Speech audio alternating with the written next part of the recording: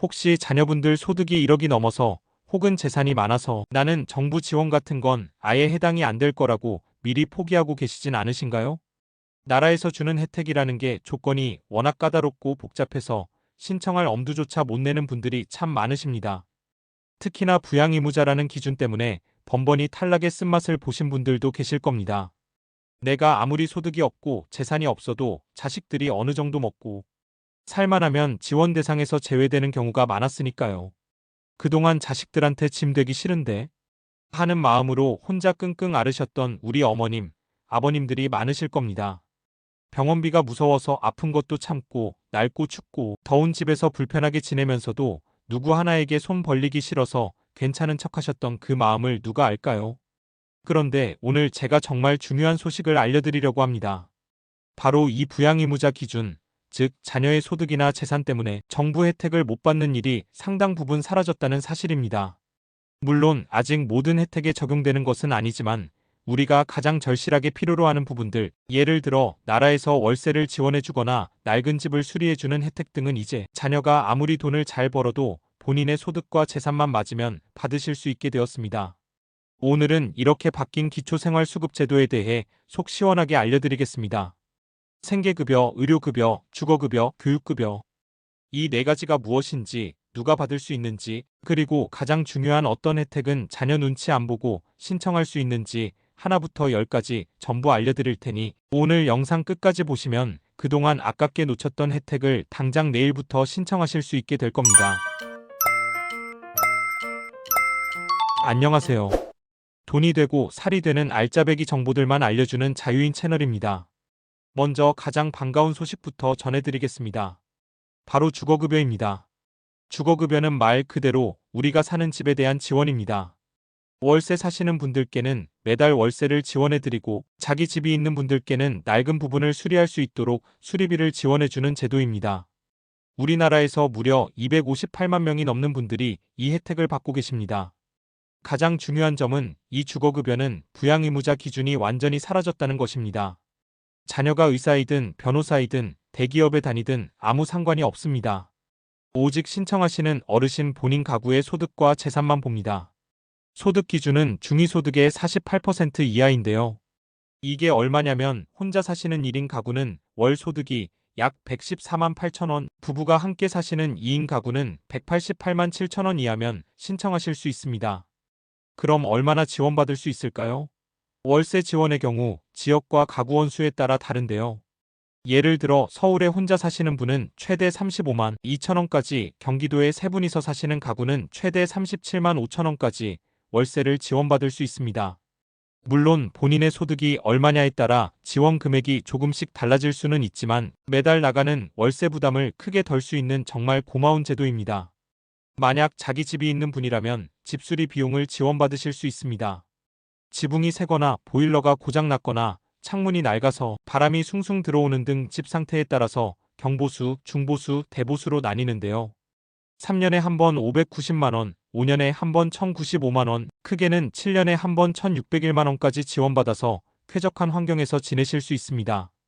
그러니 우리 집이 낡았다고 속상해하지만 마시고 꼭 주민센터에 문의해서 이 혜택을 받으시길 바랍니다. 두 번째로 부양의무자 기준이 없는 혜택은 바로 교육급여입니다. 이 혜택은 혹시 우리 어르신들께서 손주를 키우고 계신 경우에 해당될 수 있습니다. 초등학생, 중학생, 고등학생 자녀나 손주가 있다면 신청할 수 있는 제도인데요. 이건 역시 자녀, 즉 아이들 부모의 소득이나 재산과 상관없이 실제로 아이를 키우는 조부모님 가구의 소득 인정액만 봅니다.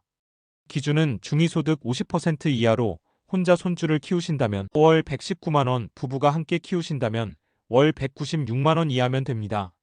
혜택을 받게 되면 초등학생은 연간 48만 7천 원, 중학생은 67만 9천 원의 교육활동 지원비를 바우처 형태로 받아서 학용품이나 문제집을 사는데 사용할 수 있습니다.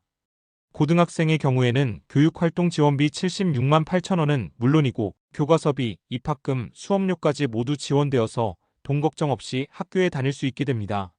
자, 지금까지는 자녀분들 소득과 상관없이 받을 수 있는 주거급여와 교육급여에 대해 알아봤습니다. 이제부터는 안타깝게도 아직 부양의무자 기준이 남아있는 생계급여와 의료급여에 대해 설명해 드리겠습니다. 먼저 생계급여입니다. 생계급여는 말 그대로 최소한의 생활을 유지할 수 있도록 매달 현금을 통장으로 직접 입금해주는 가장 기본적인 지원입니다. 소득 기준이 중위소득의 32% 이하로 가장 낮아서 문턱이 높은 편입니다. 금액으로 보면 혼자 사시는 분은 월 소득이 76만 4,444원, 두 분이 사시면 125만 8,451원 이하여야 합니다. 여기에 부양의무자 기준이 적용됩니다. 자녀의 연소득이 1억 3천만 원을 넘거나 일반 재산이 12억 원을 초과하면 안타깝지만 생계급여는 받으실 수 없습니다. 만약 이 두 가지 조건을 모두 통과해서 생계급여 수급자로 선정되면 매달 20일에 현금을 받게 되는데요. 얼마를 받게 되냐면 앞서 말씀드린 기준 금액에서 본인의 소득을 뺀 차액만큼을 받게 됩니다. 예를 들어 혼자 사시는 어르신의 소득이 월 30만 원이라고 해봅시다. 그러면 1인 가구 기준 금액인 76만 4,444원에서 30만 원을 뺀 46만 4,444원을 매달 통장으로 받으시는 겁니다. 만약 소득이 전혀 없는 분이라면 기준 금액인 76만 4,444원 전액을 받으실 수 있습니다. 다음은 의료급여입니다. 아마 우리 어르신들께서 가장 필요로 하시는 혜택이 아닐까 싶은데요. 나이가 들면 여기저기 아픈 곳이 늘어나고 병원 갈 일이 많아지는데 병원비 걱정 때문에 치료를 미루는 분들이 많으시기 때문입니다. 의료급여는 소득 기준이 중위소득의 40% 이하로 생계급여보다는 조금 더 넉넉합니다. 혼자 사시면 월 95만 6천 원, 두 분이 사시면 월 157만 3천 원 이하면 됩니다. 그런데 이상한 점이 있습니다. 소득 기준이 더 높은데도 불구하고 의료급여를 받는 분들의 숫자는 생계급여를 받는 분들보다 더 적습니다. 그 이유는 바로 의료급여의 부양의무자 기준이 생계급여보다 훨씬 더 까다롭기 때문입니다. 내 소득이 기준에 맞아도 자녀가 부양할 능력이 조금이라도 있다고 판단되면 탈락하기 쉽습니다.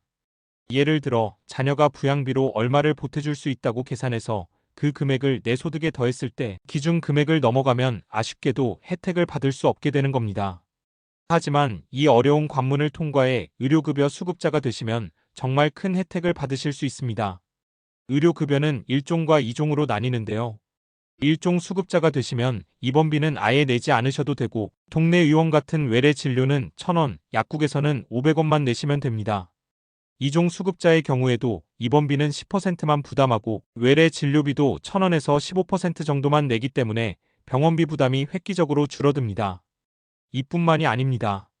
65세 이상 어르신들께서 틀니나 임플란트를 하실 때도 5%에서 20% 정도의 적은 비용만 부담하시면 되고 만약 노인장기요양보험 등급을 받으셨다면 방문요양이나 주야간보호센터 같은 서비스도 식비를 제외하고는 무료로 이용하실 수 있습니다. 잠시 제 부탁 하나만 들어주실 수 있으실까요? 혹시 구독이 되어 있는지 지금 한 번만 확인해 주세요. 우리 자유인 채널은 앞으로도 어르신들에게 도움이 되는 정보를 최대한 빠르게 만들고 싶습니다.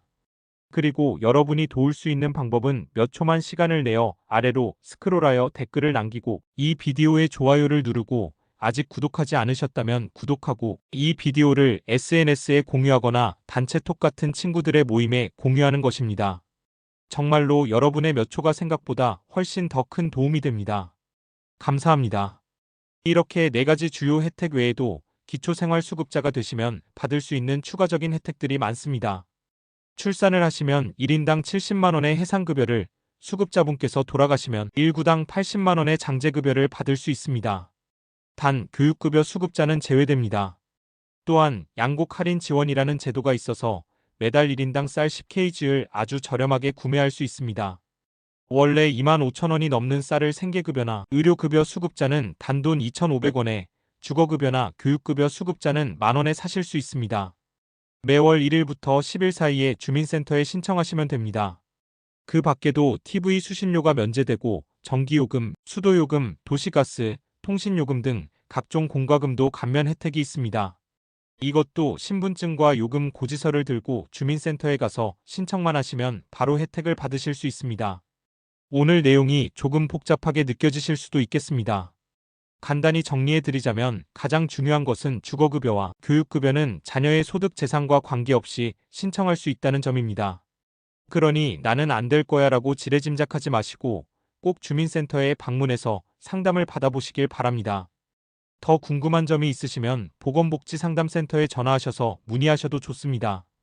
나라에서 주는 혜택은 우리가 스스로 찾아서 신청하지 않으면 아무도 챙겨주지 않습니다. 오늘 알려드린 정보를 꼭 기억하셨다가 그동안 당연히 누려야 했던 권리를 되찾으시길 바랍니다. 다음에 더 유익하고 알찬 정보로 다시 찾아뵙겠습니다. 끝까지 시청해주셔서 감사합니다.